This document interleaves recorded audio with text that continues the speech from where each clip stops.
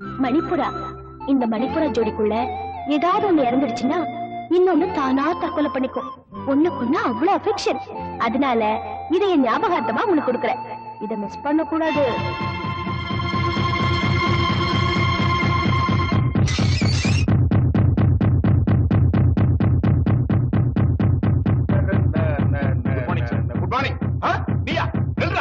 வெளியில காரிப்பல் இருக்கு பாக்கல? பார்த்தேன். ஏன் அடிக்கலான்னு உங்க பையன் அடிக்கலான்னு தான். முடியா கைய நில்றா நில்றா நில்றா. எங்க என் பையன் அடிக்கிறேன்? ஐயோ அம்மா, ஐயோ அம்மா.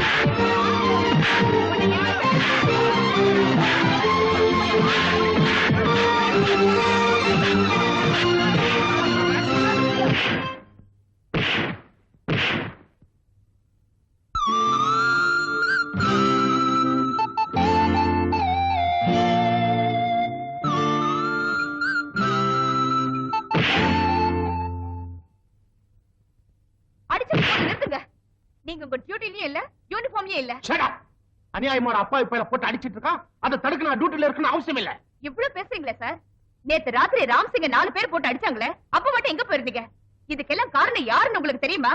போய் யூனிஃபார்ம் போட்டுட்டு வாங்க, அப்புறம் பேசுவோம். வரேன். You bloody stop it. இனிமே அவர் அடிச்சீங்க, நடக்கிறத வேற. டீச்சர், விஷயம் தெரியாம பேசாதீங்க. என்னையும் மகனையும் இவ கொலை செய்ய வந்தான். அப்படிங்களா? செஞ்சிருந்தா நல்லா இருந்திருக்குமே. ஏன்னா இந்த காலனில அதுக்கு தகுதியானவங்க உங்களை விட்டா வேற யாருமே இல்ல.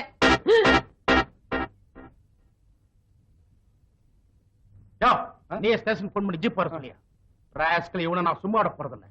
உள்ள தள்ளி எலும்பு உடைக்கிறேன். லுக், நான் வர வரைக்கும் யாரும் இந்த இடத்த விட்டு போக கூடாது. Okay sir. டாடி, என்ன?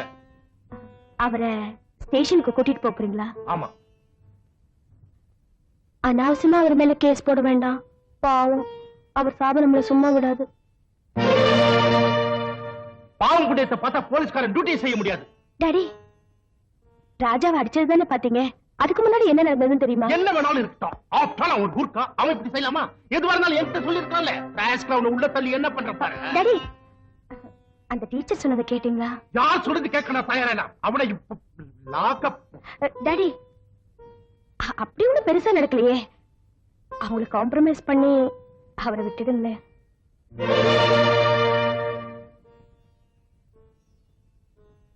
பேபிமா, என்னாச்சு உனக்கு? இல்ல, அவ்வளவு பேருக்கும் முன்னாடி நீங்க அவரை பிடிச்சிட்டு போனா அவர் மனசு ரொம்ப வேதனைப்படும். டாடி, வேதனைப்படுத்தும். எனக்கு என்ன போச்சு? இருந்தாலும் நீங்க இதை செய்யக்கூடாது. என்னங்க? என்னடி நீ என்ன சொல்ல போற? காஃபி. காஃபி ஒண்ணு வேண்டாம். வா, நில்லுடு.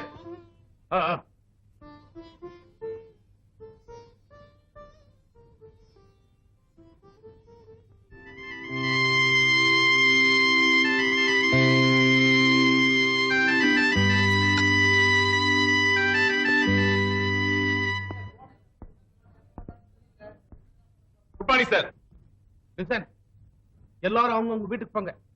தேவைப்படும் போது நானே கூப்பிட்டு அனுப்புறேன். என்ன?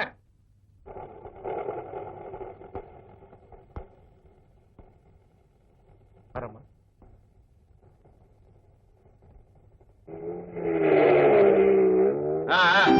போங்க போங்க. ஆனாலும் அந்த டீச்சருக்கு அவ்வளவு தைரியம் கூடாது. ஊர்க்கா மேல அப்படி என்ன ஒரு பாசம்? கைய பிடிச்சில கூட்டிட்டு போறாங்க. அதானே அந்த டீச்சர் கூர்க்காவை வச்சுக்கிட்டு இருக்கா. என்னடா சொன்ன? இந்த காலனியில இந்த மாதிரி அக்கிரமம் எல்லாம் வேற நடக்குதா? எவ்வளவு கௌரவமா இருந்த இடம். அக்கா, உங்களுக்கு விஷயமே தெரியாதா? தெரியாது. அந்த கூர்க்கா இருக்கானே, போடி பெரியவங்க பேசும்போது அங்கே நிப்பா. வா வீட்டுக்கு. சொல்லு சரசு. அந்த கூர்க்கா இருக்கானே எப்ப பார்த்தாலும் ஸ்கூலே கதின்னு இருக்கான். 24 மணி நேரமும் இந்த டீச்சர் கூடவே இருக்கான். அவன் டீச்சரையே சுத்தி சுத்தி வருவான். அதுக்கு நாமெல்லாம் சேர்ந்து மாசம் மாசம் சம்பளம் பணம் கொடுக்கணும். நல்ல கதையா இருக்க. குடுக்கறேன். அருமையான கதை. காலனியில் ஒரு கந்தர்வ காதலி. எப்படி வாய் தெரியுது, வாய முடியா? சும்மா இருங்க. போங்க போங்க. வாங்க. சிவா, இங்க என்ன பண்ணிட்டு இருக்க? உள்ள வந்து டிஃபன் சாப்பிடு. மணி 10 ஆச்சு, வந்து சாப்பிடு சிவா. எனக்கு வேண்டாம் டீச்சர், நீங்க போய் சாப்பிடுங்க. ஆமா, இப்ப என்ன நடந்து போச்சுன்னு இப்படி ஃபீல் பண்ற? எல்லாம் உன்னாலதான். எவன போய் எவன் மேலயோ கை வச்சா உனக்கு என்ன?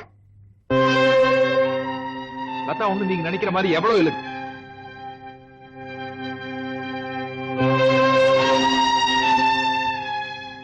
ஏன் பாதியிலேயே நிறுத்திட்ட? சொல்லு சிவா. ராஜா அந்த பொண்ணுகிட்ட தப்பா நடந்துகிட்டா அதனால தகராறு பண்ண.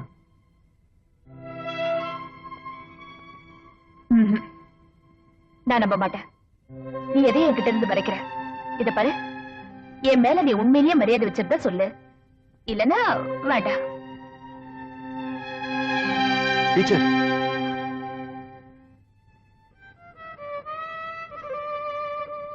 நீங்க கேட்கறதுனால தான் நான் அதை சொல்றேன். என் மனசுக்குள்ளேயே வச்சு புதைச்சிடணும்னு தான் ஆசைப்பட்டேன். ஆனா என்னால முடியல. தயவு செய்து இந்த விஷயத்த லதா கிட்ட கேட்டுறாதீங்க. என் தலையெழுத்து எப்படியோ அப்படியே போகட்டும். இப்போ எனக்கு லதாக்கும் எந்த விதமான தொடர்பும் கிடையாது.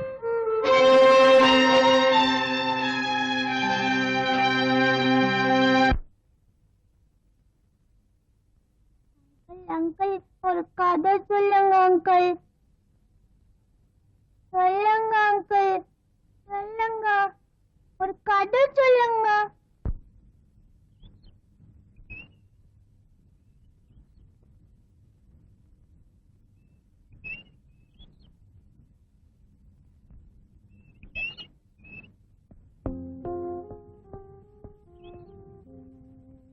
லதா, நான் பண்ணது தப்புதான்.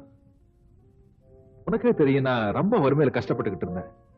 அக்காவும் மச்சான் இருந்தாங்களோடைய அவங்களுக்கு என் மேல பந்தமோ பாசமோ கிடையாது. நம்ம 2 பேரும் காதலிச்சப்பவே நினைச்சேன், நான் உனக்கு அருகதை இல்லாதவன் சொல்லணும்னு. ஆனா வயசு அப்படி சொல்லவில்லை.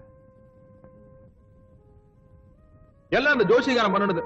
அவன் தான் சொன்னா, நீ கல்யாணம் பண்ணி போற பொண்ணுக்கு வலது நெஞ்சில் ஒரு மச்சம் இருக்கும், அப்படி இருந்துட்டா நீ ஃபாரின் போவ, பயங்கரமா பணம் எல்லாம் சம்பாதிப்பேன்.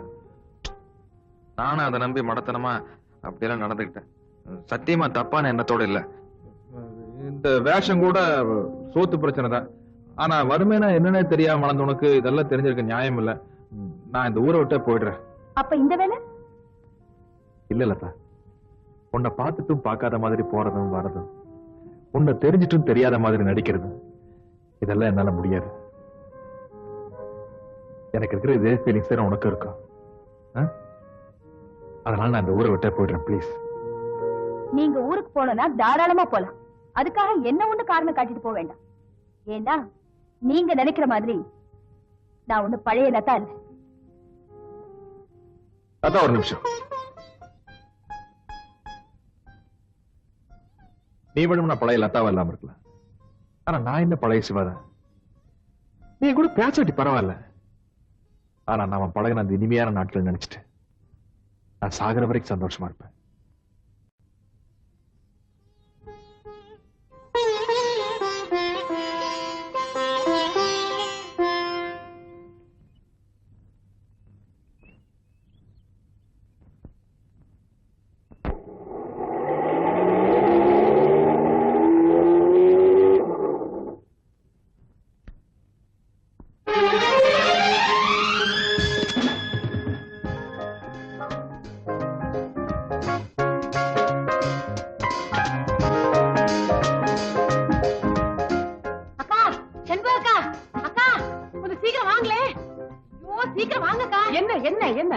டீச்சர் புருஷன் துபாயில இருந்து வந்துட்டானா?